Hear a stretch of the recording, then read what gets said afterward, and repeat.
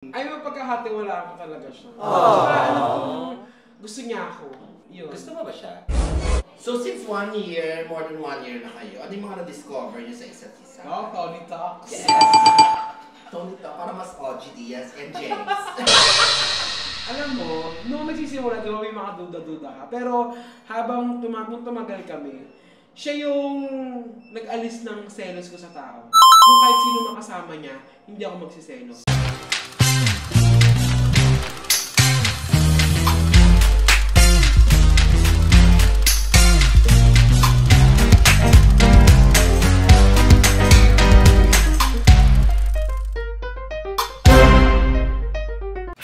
Yes, my name is Orly. I'm Kitty. Ako si Tonton. And we are your best friends! Kaya welcome back ulit sa aming channel. And for today's vlog ay... Yes, meron pa tayong hangover ng birthday ni Miss O. Ititreat ko naman si Kitty and si Tonton. Nakakahiya naman Baka kung naman mag-treat ka, wala ka pang regalo to. At saka konti lang kakainin ko. Tingnan mo. Bakit? On my 4th session. Uy, tumulit na si Mami. Ang liit ang mukha niya. Lumiit na yung siya niya. Malambot na. Parang gusto ko na rin itry yung vlog ginagawa sa kanila ni Tita Claudia. Thank you, Tita Claudia. Kaya naman, ititreat ko si Tonton sa si Kitty dahil kumbaga pa-birthday ko sa kanila. Totoo yan ah. Oo. Ito yan oh. Yan Angel's sa Burger. Thank you, Miss O. Tignan ko ng Angel's Burger. Tabi, bakla. Siyempre yan lang ang kaya ko. Sagasaan tayo. Diba? Hoy! Nakita ko yung bank account mo, no? Anong yan lang kaya mo? Kita ko kung anong kaya mo. Hindi, siyempre, marami pa tayong gastusin sa mga susunod na ano dahil patatapos na po yung kontrata natin sa Bex Battalion House. Yes. So kailangan ko na rin po maghanap ng Titirahan. matitiran. So maghanap ako ng apartment kung saan kasama ko naman yung nanay ko at saka yung kapatid ko. Kasama na rin siya. Yes. Dito ko dadalhin sa may scout area. Dito tayo sa may Bolan Kitchen and Cafe. Kasi Bago parang- siya. Bago siya, tapos yung mga cute siya, mga paandar sa loob eh, no? Ano mga pagkain nito, Miss O? Parang mga pasta, parang mga gano'n. Yan, gusto ko ng kanin ngayon. Meron naman sila mga Parang rice meron ako din. makitang tao. Meron. Yes. Pag-usapan natin namin yung mga birthday ng mga parating pa. Yes. Kaya let's naman, go. samahan nyo kami mga BFs. Let's go.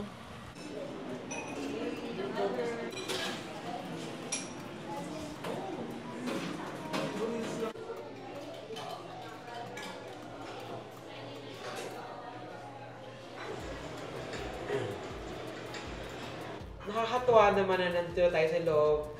Guys, hindi lang po kami makakasama yung tonight. Andito si Kuya Chad. Ay, hindi ba si Kuya Chad yan? Hindi, bago natin umpisahan ulit yung vlog, gusto ko lang magpasalamat ulit sa mga nagbigay ng regalo. Kay Lassie, nagbigay na si Lassie. Nagpahabol na siya. Casio ba? Yes, ito nagbigay siya ng ampaw. Yan. And of course, nagbigay din si Donita Nose at saka si Gray. So, sino nakakay natin? Ako na lang ka lang. Kitty. Baka sa susunod na vlog, magbigay Kasi galing pa ang kapitin ako pag Hindi siya nakakay. Yes. Pero this time, since tapos na yung birthday ko, ang susunod na magbe-birthday ay si Tonton. Guys, 28th birthday ko na. 38. 28, hindi. 30 something. 30 na ako.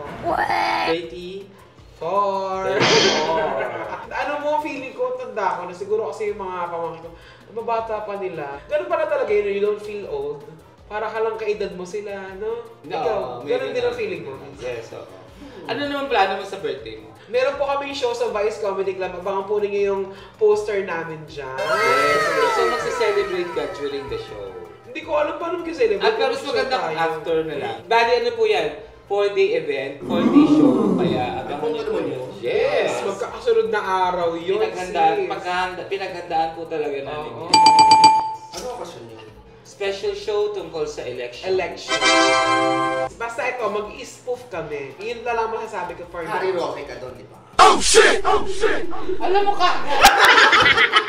Totoo ba? Ikaw pwede kayo sa ICC. Ano yung blanding gano'n, no?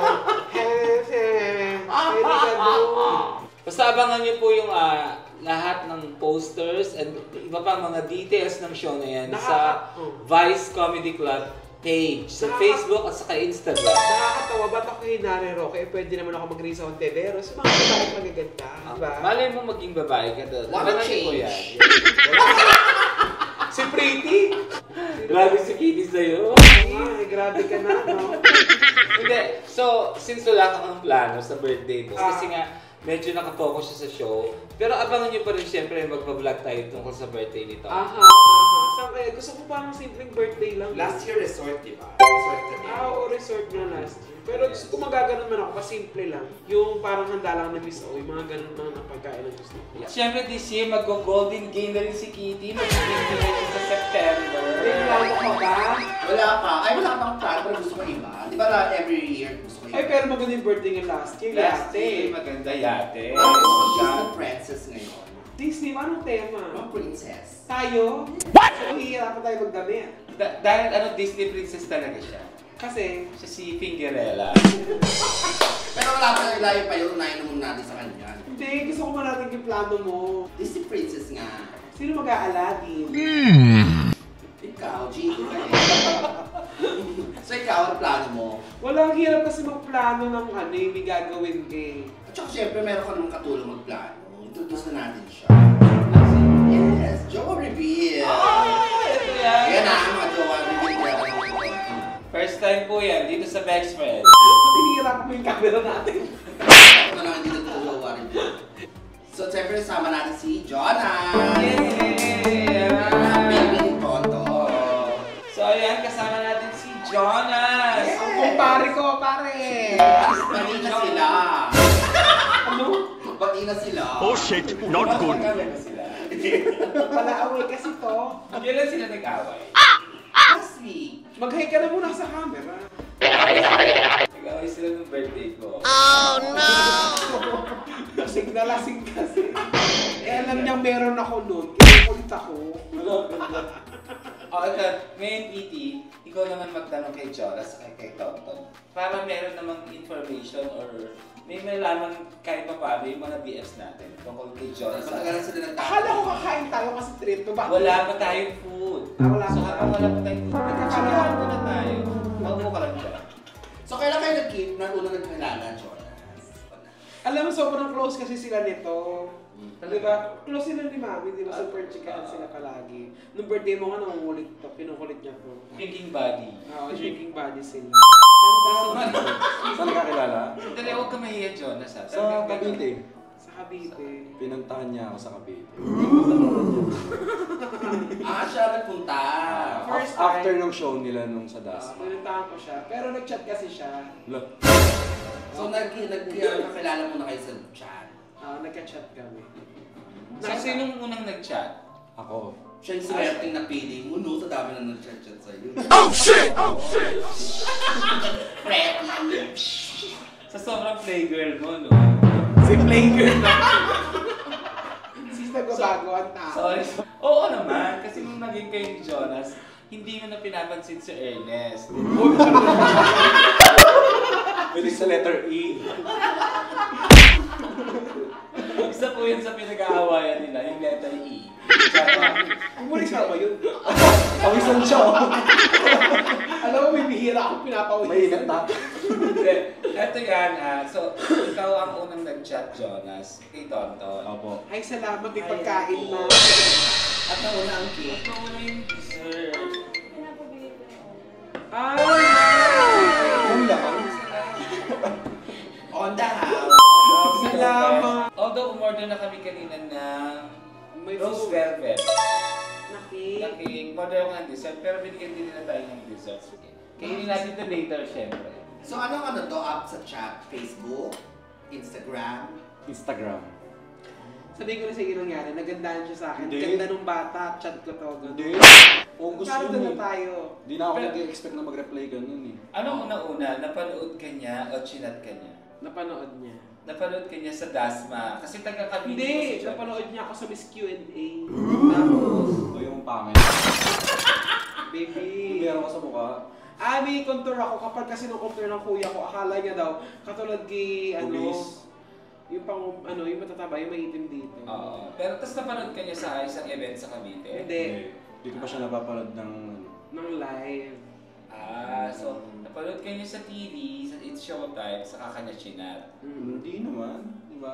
Lumipas yung isang taon. Kasi ano na yun Ang eh. matagal. Kasi last year eh. Oo. Hindi, chat na siya. Nabasa ko na yung chat niya, hindi ko nung pinapansin. Bakit hindi mo siya pinansin no?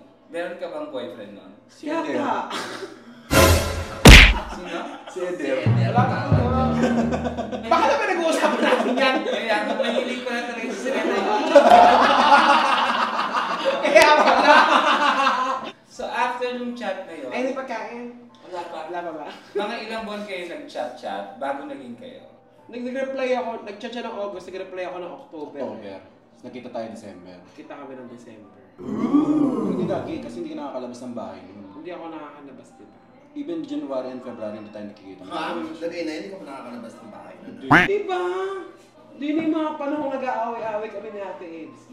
So, paano kung mo pinuntahan siya, tapos pumunta ka na sa bahay? Kasi may event kami ni Ate Ebs sa Dasma. Ngayon, sabi ko, dito ako sa Dasma, sige daan ka dito sa bahay. Dumaan ako sa bahay nila. I mean, nung time na yun, ikaw yung... Hindi, magka-chat na kami ng frequent. Sa in love na siya. Diba? Hindi mo naman siya masisisi. Shoot ka dito na. Layo mo.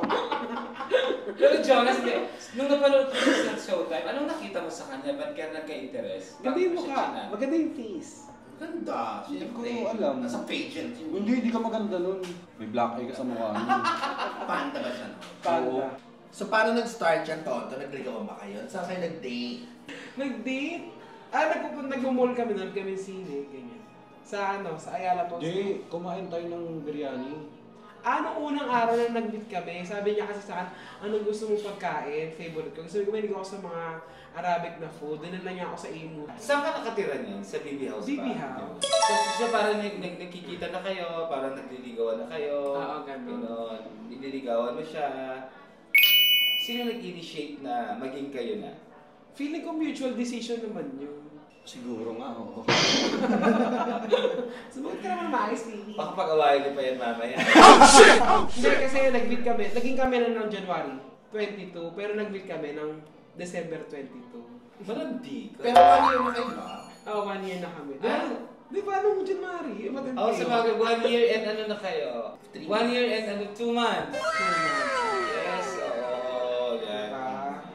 Diba? Walang nag-initiate kung sino talaga yung maging kayo or something. Wala, tanong natin. Sino Tayo na ba? nagtanong? Kaya parang gano'n na, tayo na ba? Sino nagtanong sa inyo, no? Siya kasi kausapin niyo, Jen. Hala, ba't ako? Parang gano'n, baby. Sinong na, tayo na ba? Siya. Ako ata. Yun naman pala eh. Eh, yun eh. Lang naman sabi ko, sinungaling to.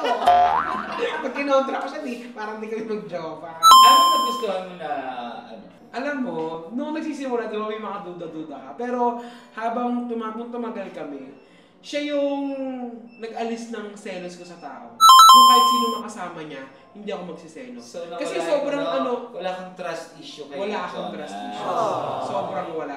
Kahit ganun-ganun din siya ng mga kaibigan. Diba? Yakap-yakap siya. Hindi ako natatakot. Kasi noon, pag yung mga jowa ko, bakit na niyayakap yung jowa ko?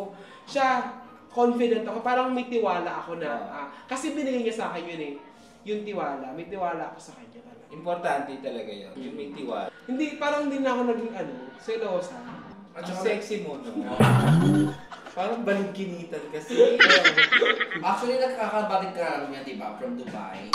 So, pinayagan din siya ni Tonto ng Dubai. Oo, kasi gusto niya mag-try eh. Sabi ko, pag inalis ko naman sa kanya yung gusto niya na mag-try mag-ibang bansa, di parang tinanggalan ko siya ng pangarap niya. Pinayagan mo siya mag-Dubai after 1 year kayo, naging kayo. Hindi, noon pa lang pumapayag na ako sa kanya mag-abroad. Kasi last year yung pabalak mag-abroad eh.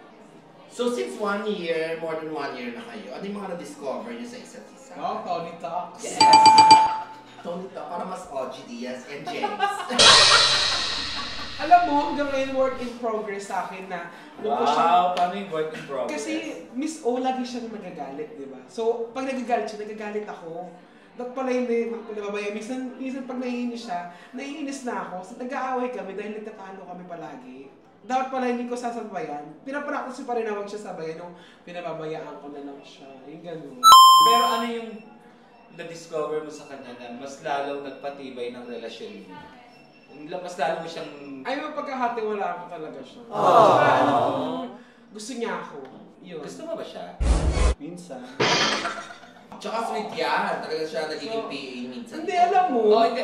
Ito mga DSA, nakikita naman namin yan. Sabi nga namin, sobrang bait ni Jonas, sobrang maasikaso. Hindi lang kay Tonton, kahit sa aming mga kaibigan niya, mga kasamahan niya sa trabaho. Parang, ano ba si Jonas? Parang minsan, parang minsan too good to be true, yung ganon. Pero, marirealize mo, sobrang mabait lang siyang tao. Oo, talagang maasikaso siya.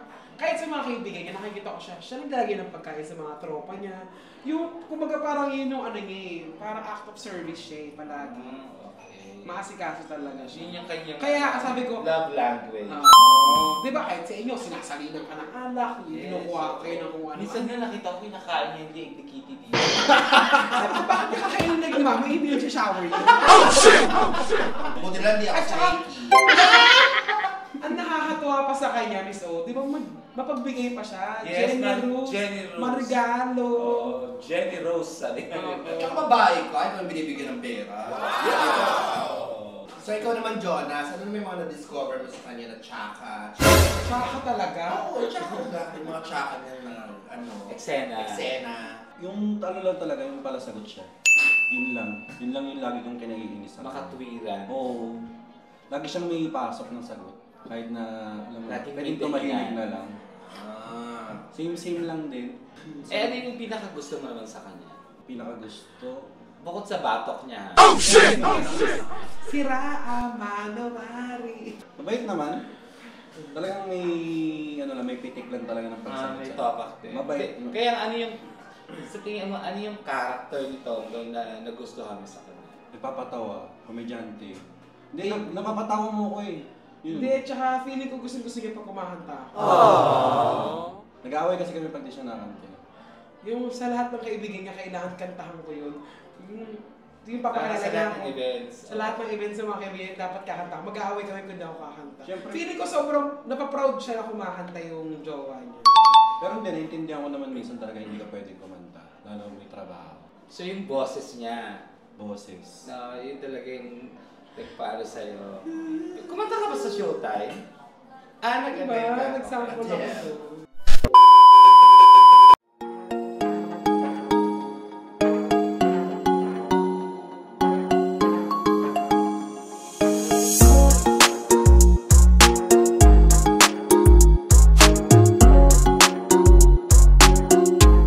Bago tayo kumain, syempre tatapusin muna natin yung tanungan, di ba? Ito na yung mga pagkain natin. Oo, pero siguro naman pwede tayo mag-soup habang nag-chichikahan na. Ayun, so 1 year ninyo ang dalawa, 1 year and 2 months na, ano yung pinakamalalang away ninyo? Alam mo, parang wala kaming malalang away. Nagagalit lang siya sa Wait, mga bago yun, ano bang mga madalas yung pag-awayan pala? Ano lang talaga miso, yung pagsagot-sagot, tsaka yung hindi niya pagre-reply ng mabilis. Sa kanya na yun, kahit sa amin, hindi siya nire-reply. Lahat naman, hindi niya masyadong nire-reply. Nakikita ko nanonood lang siya sa akin ng video, tapos kahit ako hindi niya So sinasagot. ugali mo pala talaga yun? Bakla Hindi, ka? mababasa ko na siya tapos sasagot ako sa isip ko tapos hindi ko manareply, makakalimutan ko. Oy, pero nagbago na ako, sumasagot na ako agad ngayon, di ba? Ako yung nagre-reply. After ilang oras. Hindi, pero sumasagot na ako ngayon. Kaya nga mabilis daw mag-reply si Tonton. Kasi si Jonas na yung gumagamit ng phone. Nagagalit siya sa akin pag yung halimbawa yung sa oras, hindi ako dumarating kaagad. Pag naiinis siya. So wala talaga ko yung matinding pinag-aawayan. Wala pa naman miss ko. Wala pa. Ako lang talaga yung Totoo lagi- ba? Hindi, ako lang kasi lang yung nangaaway sa kanya. Hindi ka ba nagsiselas kunyari sa... Siyempre, alam mo naman, performer si Tonton, di ba? Pag meron mga... Kahit hindi mo maiwasan, kahit ano, may mga... Yan, sa stage, ganyan, may mga hinaharot siyang lalaki. Wala naman miss ko. Kasi trabaho yun. Naintindihan mo. Naiintindihan ko. Kahit may nagpadala ng flowers. Walang problema. Si Sir Howell yun eh. Supportahan mo yung away kayo, sino unang nakikipagbate? Ako. Siya. Ako talaga. Sinusuyo ko siya. Kasi feeling mo ikaw mali. Hindi, para matapos na. O sige na. Kasi feeling niya, na-argabyado siya. So, ay ako, since, sige, bahala ka na, okay lang yun, walang problema. Ako lagi sumusuyo sa kanya.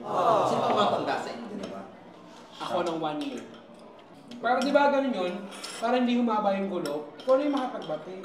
Wala lang problema, wala nang mawawala. Ako hindi. Tenma ako eh. Sila ang dapat ang mga. Parehas kami.